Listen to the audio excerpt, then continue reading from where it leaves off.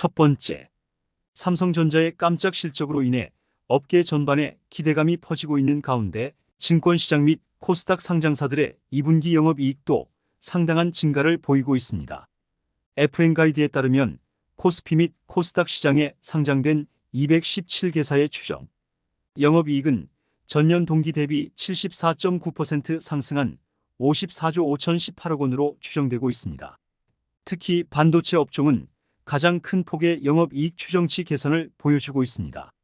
이전에는 9조 7,877억 원으로 예상됐던 반도체 업종의 2분기 영업이익 전망치가 현재 12조 7,024억 원까지 높아졌습니다. 그러나 반면 금속광물 업종과 전자장비 업종에서는 하향 조정이 이뤄지고 있습니다. 금속광물 업종은 POSCO 홀딩스의 영업이익 전망치가 감소함에 따라 업종 전반의 영업이익도 줄어들었습니다. 또한 LG에너지솔루션과 에코프로비엠 등을 포함한 전자장비 업종도 영업이익 전망치가 축소되었습니다.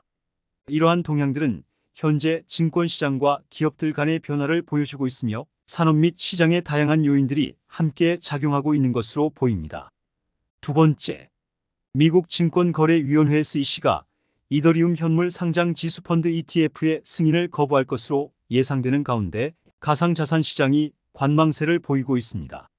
현재 이더리움 ETF의 승인 확률은 폴리마켓에 따르면 5월 31일까지 10%, 6월 30일까지 13%, 올해 전체적으로 28%로 평가되고 있습니다.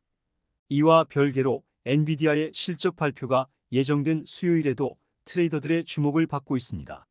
비트코인은 엔비디아와 높은 상관관계를 보이며 지난 2월 엔비디아가 예상보다 좋은 실적을 발표한 후에는 인공지능 AI 테마 토큰도 급등한 적이 있습니다. 코인데스크에 따르면 엔비디아와 이더리움 시장 움직임 간의 직접적인 상관관계는 예전만큼 강하지는 않지만 엔비디아의 강세가 지속되는 경우 비트코인 및 AI 토큰의 상승세가 이어질 가능성이 높다고 전망하고 있습니다. 이러한 동향들은 암호화폐 시장에 대한 투자자들의 관심을 끌고 있으며 시장의 다음 움직임에 대한 기대감을 높이고 있습니다.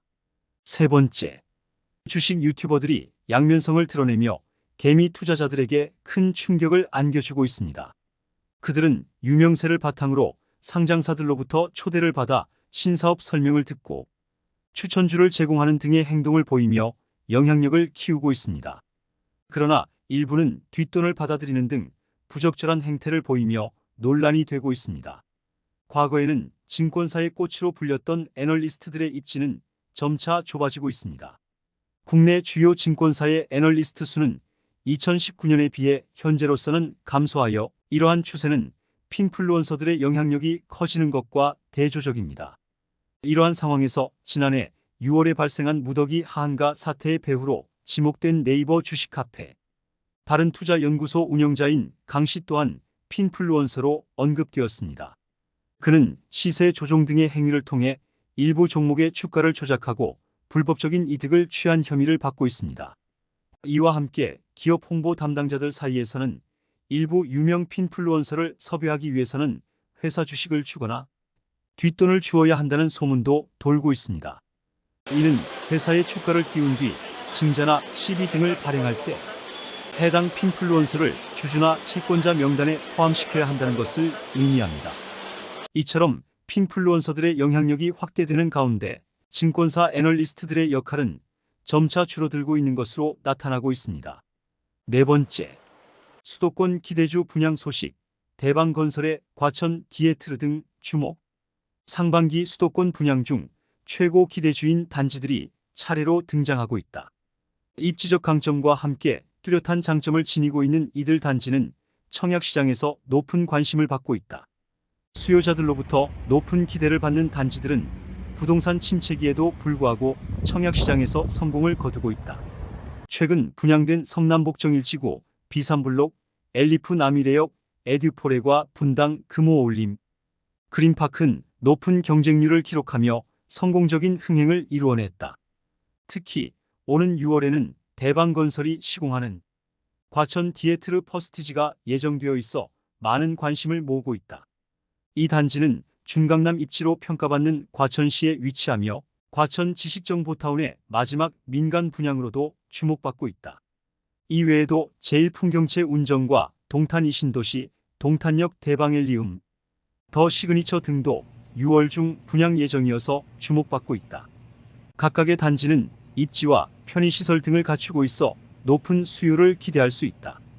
다섯 번째, 달러화 강세, 위안화 약세에 따른 환율 급등. 연준 신중한 금리 인하 모습에도 달러화 강세, 중국 부동산 부양책 불구한 위안화 약세로 환율 상승. 미국 연방준비제도 패드 연준 위원들의 신중한 금리 인하 모습과 중국 부동산 부양책에도 불구하고 달러화의 강세와 위안화의 약세로 원달러 환율이 장중 10원 이상 급등했다. 21일 서울 외국환중기에 따르면 이날 환율은 전 거래일 종가 1355.9원보다 9.45원 오른 1365.35원에 거래 중이다. 연준의 금리 인하에 대한 신중한 모습이 계속되고 있는 가운데 레피얼 보스틱 애틀랜타 연방준비은행 총재는 인플레이션 목표치 도달이 예상보다 오랜 시간이 걸릴 것이라고 밝히면서 달러화가 강세를 보이고 있다. 또한 중국의 부동산 안정조치 발표에도 불구하고 위안화가 약세를 나타내면서 달러화 강세가 환율 상승을 견인하고 있다. 이에 따라 아시아 통화는 약세를 보이고 있으며 특히 달러 위안 환율은 7.24위안대로 오름세를 보이고 있다. 중국에서는 위안화 레벨을 더 높일 것이라는 얘기가 나오고 있어 위안화 약세에 영향을 주고 있는 것으로 분석되고 있다. 국내 은행 딜러는 달러 인덱스보다 위안화의 영향이 크게 작용하고 있다고 언급하면서 중국 부동산 정책 관련 소식과 인민은행의 위안화 고시 레벨 변화를 주목해야 한다고 강조했다. 이와 관련하여 외국인 투자자는 국내 증시에서 순매도를 진행하며 환율 상승을 지지하고 있는 것으로 나타났다. 4월 미국의 소비자 물가지수가 소폭 꺾였지만 여전히 금리 인하는 쉽지 않다는 평가가 나오면서 달러화는 당분간 강세를 유지할 것으로 전망되고 있다.